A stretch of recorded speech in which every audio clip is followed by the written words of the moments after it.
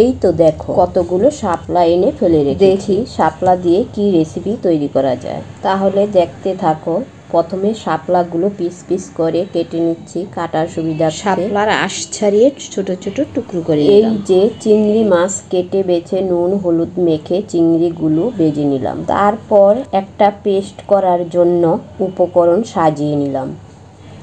উপকরণে ছিল নারকেল পোস্ত কাঠবাদাম কাঁচা লঙ্কা। সব উপকরণ একসাথে পেস্ট করে নিলাম। শাপলাগুলো ভালো করে ধুয়ে নিলাম। প্যানে তেল দিয়ে শাপলা দিয়ে স্বাদ মতন নুন চিনি হলুদ দিয়ে ভাপিয়ে নিলাম। এই যে দেখো জলজ উদ্ভিদ জলে পরিপূর্ণ।